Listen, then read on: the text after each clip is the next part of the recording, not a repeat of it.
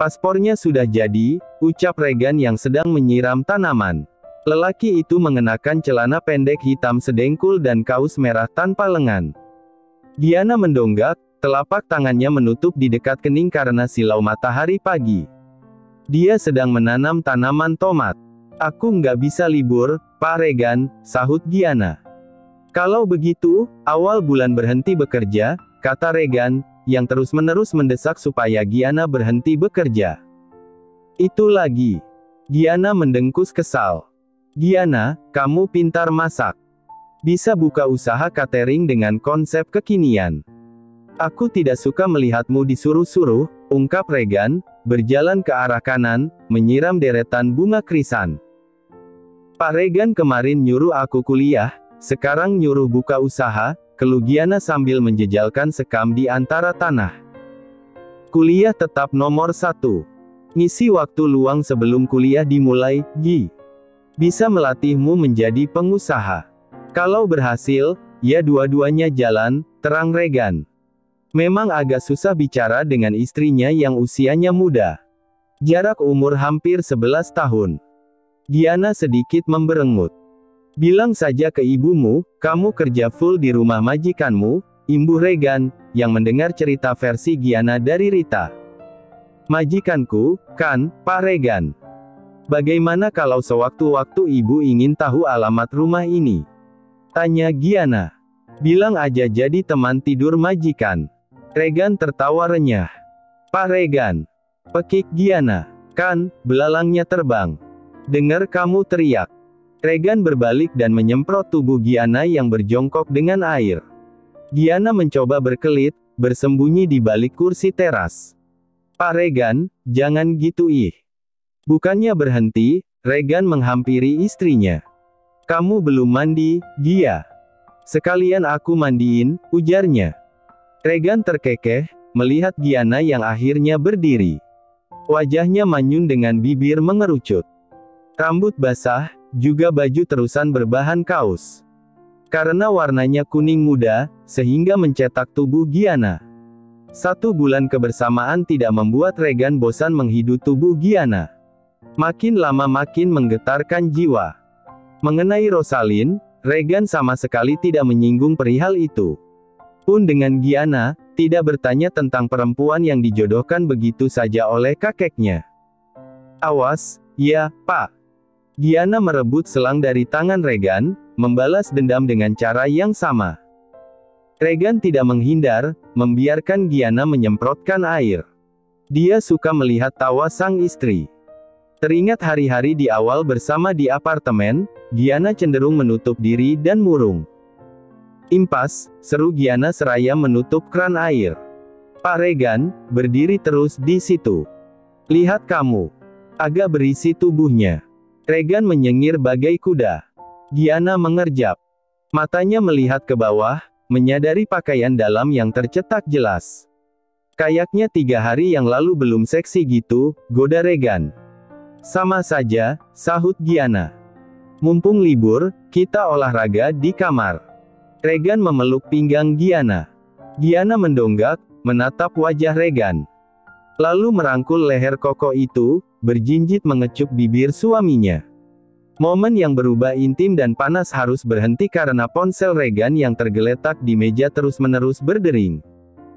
Regan melepas tubuh Giana, menyambar ponsel yang mengganggu saja. Nama mamanya terlihat di layar ponsel. Ya, halo, Ma, sapa Regan, masih menatap Giana yang berdiri di ujung teras. Kakekmu sakit, Regan. Ingin bertemu denganmu, kata suara di ujung telepon. Kakek sakit apa? Darah tingginya kambuh. Tanya Regan. Iya, Gan. Kata dokter karena stres. Regan membuang napas kasar. Sejak pertengkaran di acara hari jadi perusahaan 2 minggu lalu, dia tidak berkomunikasi dengan kakeknya. Sekarang, tolong datang, pinta Mama Regan. Oke, Ma. Regan menurunkan ponsel. Giana mendekat. Ada apa? Sesuatu terjadi pada kakeknya Pak Regan. Sakit, Gi. Sorry, aku harus pergi, ucap Regan, mencium bibir istrinya lembut. Aku akan kabari kapan aku pulang. Regan masuk ke dalam rumah. Dia bergegas mandi dan berpakaian. Saat keluar dari kamar tidur, Regan berpapasan dengan Gianna. "Hati-hati," ucap Gianna. "Pasti. Karena aku ingin seharian di kamar bersamamu." Regan mendapatkan pukulan di lengan. Diacaknya rambut Gianna yang basah. "Aku pergi dulu." Regan dengan berat hati meninggalkan Gianna seorang diri.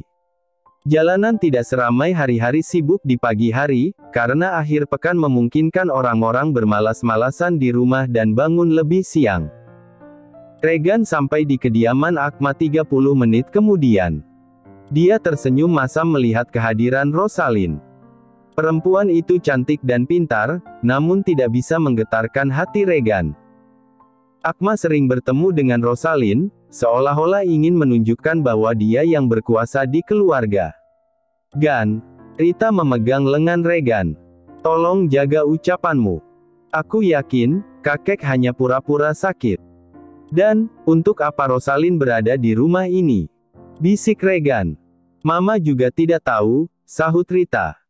Regan masuk ke kamar Akma, tampak sang kakek berbaring di tempat tidur. Wajah Akma agak pucat, rambut beruban yang biasa rapi sekarang cukup berantakan. "Apa kabar, Kek?" sapa Regan. "Seperti yang kamu lihat," jawab Akma pelan. "Apa yang ingin kakek bicarakan?" tanya Regan. "Apa kau akan berdiri terus?" kata Akma. Regan mengambil kursi, yang diletakkan di samping tempat tidur. Dia duduk menghadap Akma. "Kakekmu ini kemungkinan akan meninggal. Tolong, Regan. Kakek hanya ingin melihat kamu menikah," ucap Akma. Sebelum Akma mengatakan, Regan sudah tahu kemana arah pembicaraan. "Aku akan menikah dengan wanita pilihanku, kakek. Bukan dengan Rosalind," tegas Regan. "Apa kakek ingin melihatku menikah dalam waktu dekat?" Akma jelas meradang. "Kau masih keras kepala," katanya. "Aku tidak keras kepala, karena menikah bagiku bukan main-main." Saat mengucapkan hal tersebut, Regan merasa munafik. Bagaimana dengan Gianna? Dia menikahi perempuan yang masih muda hanya untuk hasrat semata. "Aku hanya ingin Rosalind yang jadi istrimu," kata Akma. Kesabaran Regan sudah mencapai ujung batas. "Kalau begitu, kakek saja yang menikahi Rosalind. Aku permisi dulu." "Regan," panggil Akma. "Jangan menekanku dengan menggunakan kesehatanmu. Tidak akan membuatku bertekuk lutut." Regan berlalu dari kamar, langkahnya tertuju pada Rosalind yang duduk di sofa. "Sebagai wanita berpendidikan dan mempunyai karir yang bagus, seharusnya kamu tidak bersikap seperti sekarang. Satu hal yang ingin aku katakan, aku sama sekali tidak tertarik denganmu, apalagi menikah denganmu." "Paham," kata Regan. Wajah Rosalind merah karena marah dan malu. Tidak ada lelaki yang menolaknya secara frontal. "Aku tidak mengharapkan pernikahan, Regan. Aku di sini karena menganggap kakek Akma seperti kakekku sendiri," timpal Rosalind, jelas sekali menahan kekesalan. "Bagus. Kalau begitu, jelaskan pada kakekku," ujar Regan. Regan berjalan cepat keluar rumah. Rita tergopoh-gopoh menyusul putra semata wayangnya. "Regan, apa yang kamu rencanakan?" "Menikah. Aku akan mencari perempuan yang ingin aku nikahi," sahut Regan. "Perempuan bukan barang, Regan," kata Rita, "yang bisa dicari bagai seonggok benda mati." "Aku tahu." Regan membuka pintu mobil dan segera melajukan cepat. Rita juga meninggalkan rumah Akma. Dia datang hanya untuk memastikan mertuanya baik-baik saja.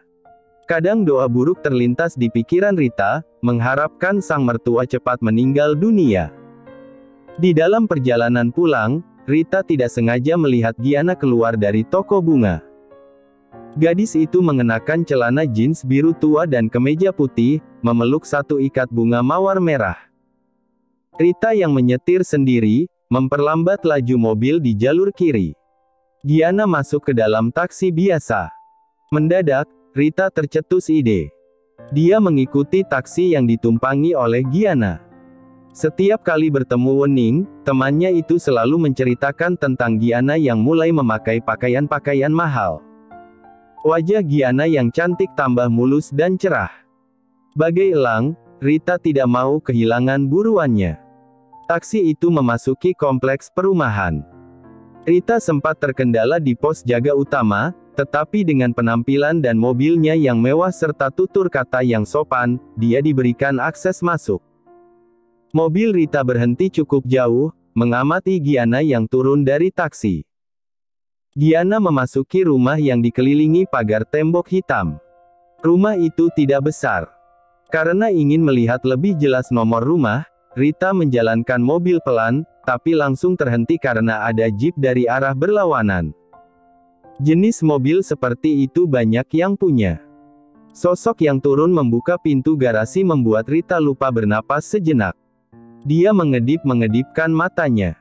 Semoga salah lihat. Giana menaruh bunga mawar di meja, lalu dia mengambil vas besar di lemari penyimpanan. 2 minggu terakhir, Giana membeli pakaian, sepatu, dan tas. Dia juga melakukan perawatan di klinik kecantikan. Koleksi perhiasan mulai bertambah, walaupun tidak pernah dipakai. Dengan cara bersenang-senang menghabiskan uang Regan, bisa melupakan kegetiran yang melanda.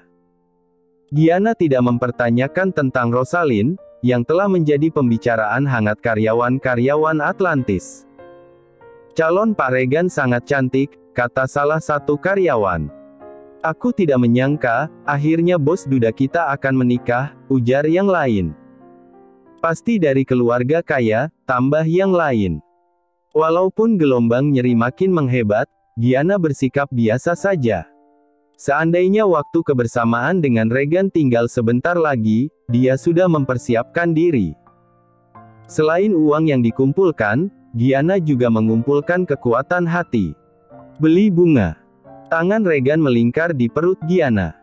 "Iya, barusan keluar beli roti sekalian bunga. Kebetulan tokonya berjejeran." "Gimana kondisi kakek Akma?" tanya Giana, sebenarnya ingin bertanya hal yang lain. Namun, lidahnya terasa keluh. "Masih lemah, tapi tidak ada yang perlu dikhawatirkan," sahut Regan, telapak tangannya menyelip di balik kemeja istrinya, mengusap-usap perut yang rata. "Aku beli bubur ayam titipanmu." "Makasih, Pak Regan," ucap Giana. "Bukannya kamu keluar rumah juga? Kenapa tidak beli sendiri?" tanya Regan. Ingin diperhatikan, kapan lagi bisa menyuruh seorang direktur beli bubur? Giana cekikikan. "Dasar." Regan menjauh dari tubuh Giana. "Dimakan, mumpung masih hangat." "Sebentar." Giana meletakkan vas porselen di meja bufet, lalu mencuci tangan dan bergabung dengan suaminya di meja makan. Giana memandangi wajah Regan. Dari samping terlihat sangat menawan. "Pak Regan, aku akan berhenti bekerja." "Aku senang mendengarnya." Regan membelai rambut panjang Giana. Keputusan itu diambil Giana karena benar apa yang dikatakan Regan, selain membuka peluang usaha sendiri, dia bisa lebih banyak waktu untuk suaminya. "Ada apa?" Regan melihat setitik keresahan di mata Giana. "Gak ada apa-apa," sahut Giana cepat. Sibuk memasukkan kerupuk ke dalam bubur, dia suka tekstur kerupuk yang lembek. "Gi," panggil Regan. Giana menoleh. "Memang enak bubur diaduk gitu?" tanya Regan. "Heh, apanya yang diaduk, Pak?" "Ini cuma dijejalkan di bawah bubur," jawab Giana. Ponsel Regan bergetar. Tirta yang menelepon, mengingatkan ada janji main tenis dengan Pak Adrian pukul 10. "Terima kasih, aku lupa." Regan mematikan sambungan. "Giana, kita tidak bisa seharian di kamar. Aku ada janji main tenis." "Masih banyak hari, Pak Regan," ucap Giana. "Tapi kayaknya kamu sedih gitu, Gi," kata Regan. "Siapa yang sedih, Pak?" "Sudah sana ganti baju," kelit Giana, menyuap bubur ke mulutnya. Saat melewati kerongkongan, rasanya bagai batu, susah ditelan. "Iya, Nyonya." Regan beranjak dari kursi meja makan. Gianna menghalau air mata yang hampir terjatuh. Dia terkesiap kaget saat Regan tiba-tiba meraih jemarinya. Pakai cincinnya di jari manis, Gi, ujar Regan, memindah cincin Gianna. Itu artinya kamu sudah ada yang punya. Regan melihat bibir Gianna yang bergerak-gerak tapi tidak mengucapkan sepatah kata pun. Apa yang dilakukannya membuat Gianna terlihat tidak percaya. Bibir itu dibungkamnya penuh kelembutan, ada rasa asin dari kerupuk dan pedas, yang tidak dipedulikan. Pak Regan. Gianna memutus ciuman. Sekarang jam 9. Bisa telat. 5 menit saja, Gia. 5 menit. Pak Regan bercanda. Aku mau menghabiskan bubur, sementara Pak Regan harus pergi, ujar Gianna, mendorong lengan Regan. 2 menit, kata Regan. Keduanya sama-sama tergelak. Regan tahu, percintaan macam apa hanya 2 menit. Hasratnya sudah di ubun-ubun. Pak, mending segera pergi, deh. Nggak baik terlambat dan membuat orang lain menunggu, ujar Gianna. Aku naik motor, biar bisa satset. Regan membopong tubuh Gianna. Istrinya sempat meronta-ronta, tidak lama kemudian memegangi lehernya karena menaiki undakan anak tangga. Gianna ngeri melihat ujung anak tangga terbawah, khawatir Regan terpeleset. Sampai di kamar, Regan segera melucuti pakaiannya sendiri. Membuat Gianna tertawa. Tawa itu lenyap karena diterkam Regan. Tentu saja bukan 2 menit, percikan-percikan hasrat terjadi 20 menit. Regan mengecup kening istrinya, bergegas ke kamar mandi membersihkan tubuh. Dia mengenakan celana pendek dan kaos putih, mencangking sepatu kets di tangan kiri. Aku pergi dulu, pamit Regan, kembali mencium Gianna yang masih rebah di atas ranjang. Regan berlari keluar kamar. Dia lupa kalau tidak ada motor di rumahnya, melainkan di apartemen. Mau tidak mau mengendarai mobil menuju lapangan tenis outdoor. Walaupun bagai dikejar-kejar setan, wajah Regan sangat semringah. Bibirnya melengkung senyum tipis. Regan berlari dari area parkir ke lapangan tenis yang sudah disewa selama 2 jam. Dia melihat lelaki berusia 45 tahun yang sedang mengayun-ayunkan raket. Maaf. Regan ngos-ngosan. Aku terlambat, Pak, katanya. Hanya 10 menit, Regan, sahut lelaki yang luar biasa memesona di usia hampir setengah abad. Aku baru datang 3 menitan yang lalu, kita sama-sama terlambat. Regan menjalin hubungan baik dengan relasi-relasinya. Hubungan yang bisa berubah menjadi pertemanan. Dia mengenal si chef terkenal di acara sosial untuk pertama kalinya. Keluarga Adrian Kanigara terkenal harmonis, walaupun ada nada-nada sumbang menyertai, karena kisah masa lalu yang luar biasa, terutama kisah cinta sang chef. Kedua lelaki yang sama-sama bagai pangeran tampan yang turun dari kuda putih bermain tenis sekitar 1 jam.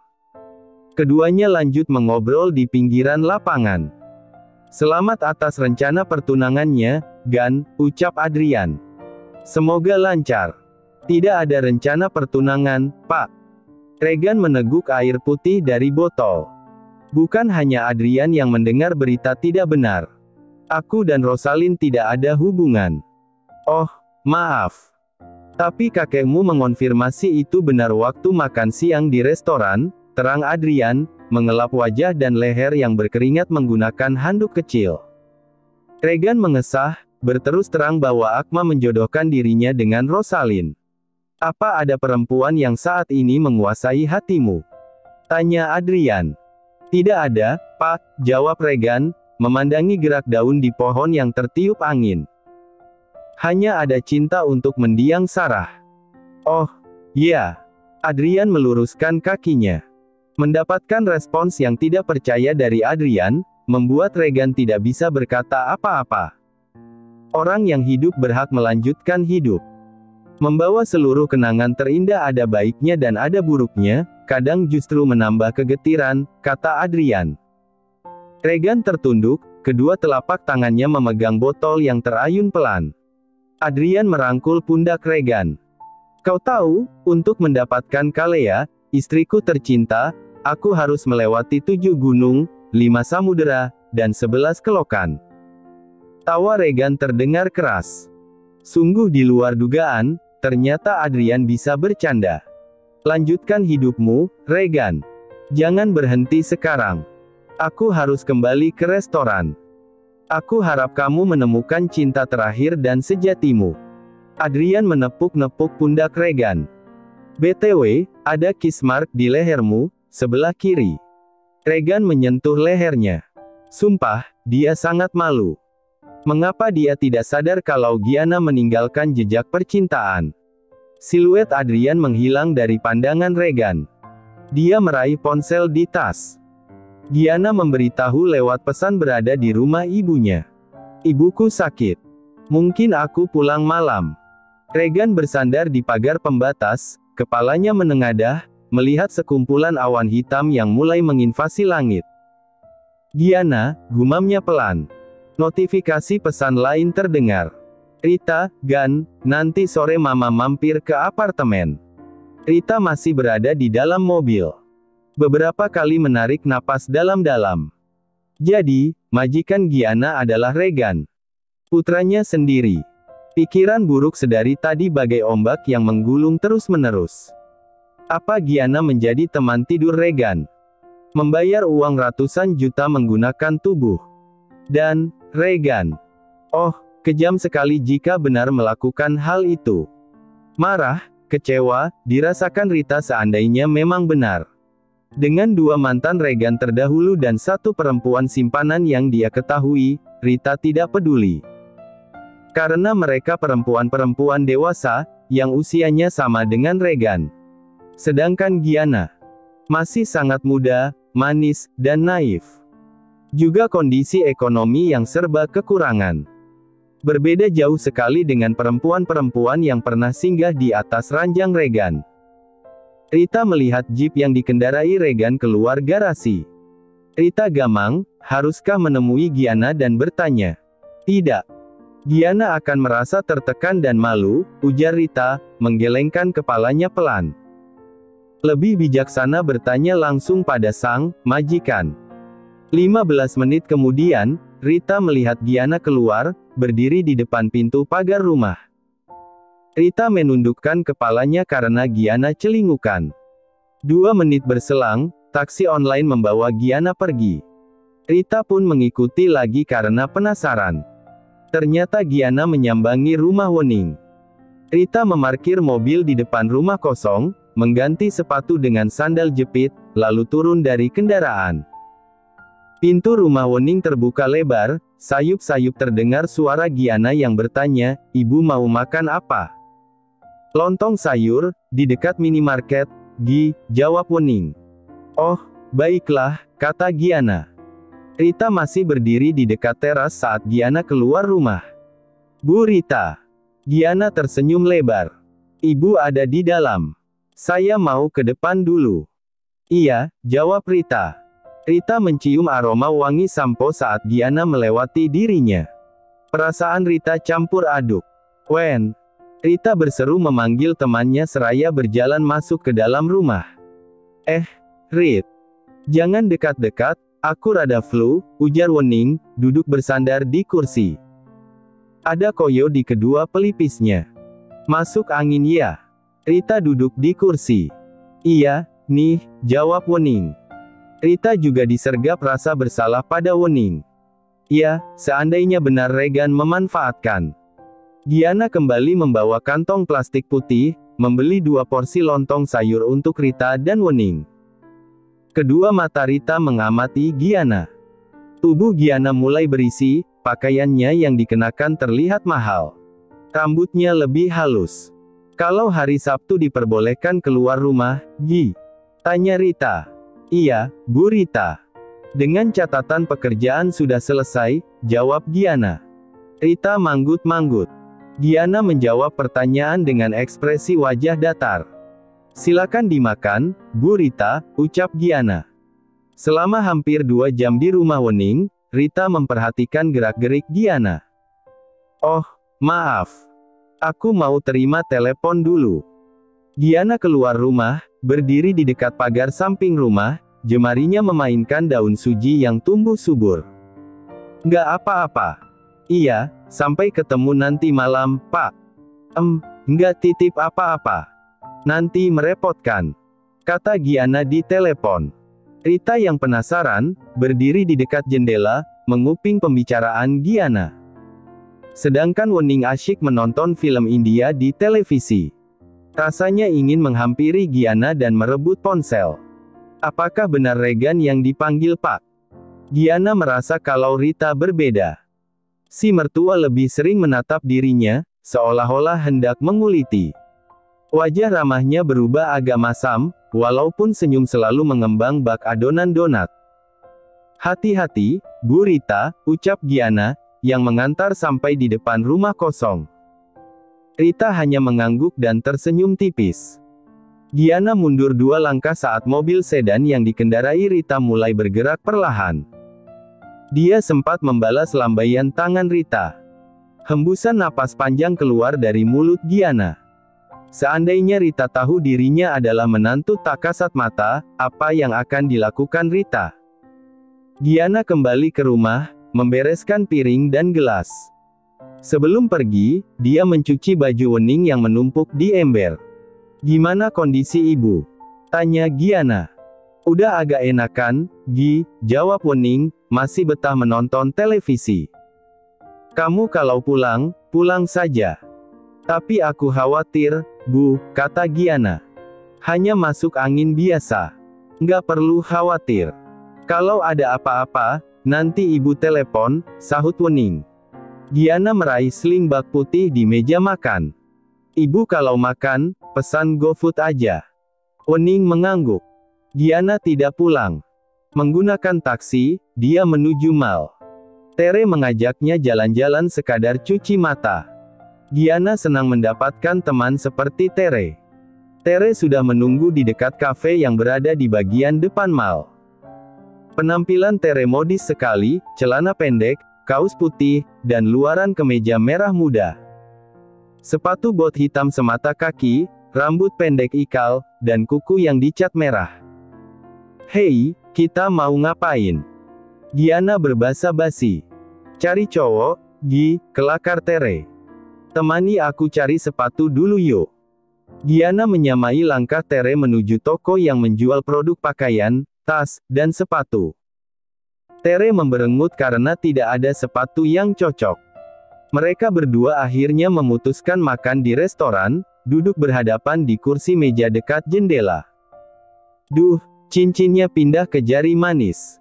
Dikira udah nikah loh. Komentar Tere. Karena mirip cincin kawin. Nggak apa-apa dikira udah nikah, sahut Giana lempeng. Saat Regan memindah cincin di jari manis, Giana merasa bahagia. Namun, tergerus kenyataan karena Regan tidak mengenakan cincin kawin. Rasanya tidak adil. Ih, kok gitu? Nanti nggak laku, cibir Tere. Santai aja, jodoh di tangan Tuhan, jawab Giana. Cek. Kita juga perlu usaha, Giana, tukas Tere. Kalau Tuhan nggak berkehendak, ya nggak jadi, kata Giana. Iya, deh, sahut Tere. Giana memutar-mutar cincin kawin. Seminggu terakhir, Regan pulang ke rumah, bukan ke apartemen. Bukan hanya datang ketika butuh. Walau tingkat kemesuman lelaki itu masih tinggi. Kamu masih perawan, Gi? Tanya Tere. Pertanyaan Tere membuat Giana tersedak makanan. Hari gini, jarang sekali cewek yang masih segelan, imbuh Tere. Giana meneguk air putih, lalu menukas pelan, memang wajahku seperti cewek apaan? Hehehe, wajahmu cantik. Jangan tersinggung, Gi. Aku hanya penasaran seperti apa rasanya, kata Tere. Nikmat sekali. Giana ingin menjawab seperti itu. Kebersamaan 5 minggu dengan Regan membuat Giana makin pro. Cari suami sana. Biar tahu. Aku sendiri juga nggak tahu rasanya gimana, ujar Giana, berdeham. Suara notifikasi pesan mengalihkan perhatian Giana. Regan mengirim foto selfie.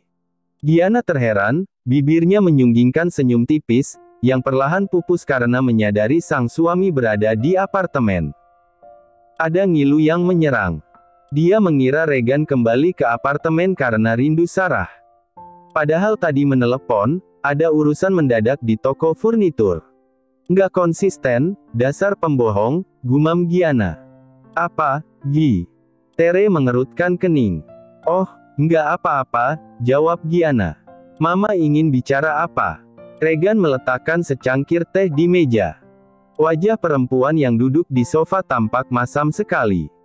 Mama ingin mengenal perempuan yang sekarang jadi partner kamu, sembur Rita. Ma, Regan terkejut. Siapa namanya? Usia berapa? Kapan kamu berhenti menjadi playboy cap kapak, Gan? Suara Rita meninggi. Regan tidak mengerti mengapa tiba-tiba mamanya sangat frontal. Walaupun dikuasai amarah, kosakata Rita biasanya masih terjaga. Bisa-bisa mama mati berdiri karena kelakuan kamu. Rita meraih cangkir. Jangan begitu, Ma, kata Regan. Setelah minum teh, Rita berdiri, memukuli Regan tanpa henti. Ma. Regan mundur satu langkah. Mama kerasukan. Dia menangkis tangan Rita. Perempuan mana yang kamu tiduri? Tanya Rita. Regan mengerutkan kening. Sang mama biasanya tidak peduli dengan identitas pacar atau partnernya, hanya cerewet tentang dosa saja. Kamu dan Giana ada hubungan apa? Rita mengambil bantal kursi yang dilemparkan ke arah Regan. Maksudnya apa, Ma? Tanya Regan. Kamu bilang di ruang musik, Giana bilang di ruang perpustakaan. Kalian di mana waktu itu? Cecar Rita, mendekati Regan, mencubit pipi putranya, lalu berpindah mencubiti lengan. Sakit, Ma. Regan mengusap-usap pipinya. Aku tidak ada hubungan apa-apa dengan Giana. Rita menarik napas dalam-dalam. Bohong kamu, Gan. Regan menatap mamanya. Kemarahan Rita mulai turun, terganti kekecewaan. Kamu, kan, majikan Giana? Tanya Rita. Tentu saja Regan gelagapan. Bagaimana bisa ketahuan?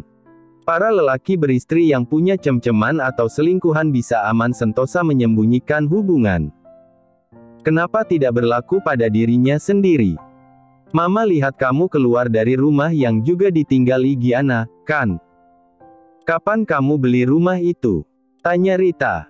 Sepertinya tidak ada gunanya menyangkal. Regan meraup wajahnya kasar. Kamu minta imbalan tubuh, Gan. Rita sekarang melempar tasnya sendiri. Regan memejamkan matanya. Tas Rita mengenai dada. Kasihan Giana, Gan. Kamu telah merampas masa depannya. Rita terduduk di sofa, memijat pelipisnya. Mama nggak ngira kamu sebrengsek itu. Regan tertampar fakta. Memang sebrengsek itu dirinya. Kenapa kamu diam saja? Ingin dilempar vas? Tanya Rita.